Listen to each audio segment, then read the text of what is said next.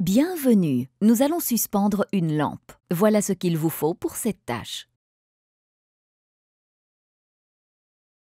Pour chaque tâche, il faut faire attention à sa sécurité personnelle. Mettez l'installation électrotechnique hors tension avant de commencer le travail. Collez éventuellement une note pour que personne ne mette l'installation sous tension alors que vous travaillez dessus. Étape 1. Préparation. La lampe doit être adaptée à l'espace où vous voulez la suspendre. Par exemple, dans une salle de bain, les lampes doivent convenir à l'ambiance humide. Tenez compte du genre de matériau où la lampe sera suspendue. Ne fixez pas de lustre sur un plafond de plâtre. Coupez le courant du groupe où vous allez travailler avant de commencer. Étape 2. Fixez la lampe au plafond. Vous pouvez suspendre une lampe au crochet fixé sur la boîte centrale. S'il n'y a pas de crochet, vous pouvez en acheter au marché de bricolage et l'attacher à l'œillet prévu à cet effet sur la boîte centrale. Un plafonnier doit être vissé au moyen des vis et chevilles spéciaux. Dans la boîte centrale, vous verrez dans quel sens partent les câbles. Tenez-en compte quand vous choisissez l'emplacement des vis et chevilles.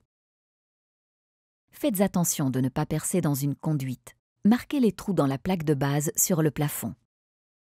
Utilisez les chevilles adaptées aux plaques de plâtre ou au plafond en béton. Si vous savez où se trouve la structure de bois derrière la plaque de plâtre, vous pouvez simplement visser dans le bois sans utiliser des chevilles à plâtre. Étape 3. Connectez la lampe. Connectez les fils de la lampe aux bons endroits du connecteur. De la boîte centrale partent normalement 2 fils qui sont raccordés au connecteur, un fil bleu et un fil noir. La lampe est dotée d'un fil bleu et d'un fil noir ou brun. Connectez le fil bleu de la lampe au contact du fil bleu et le fil noir au brun au contact du fil noir. Et la lumière se fait. Bon travail! Au point suivant.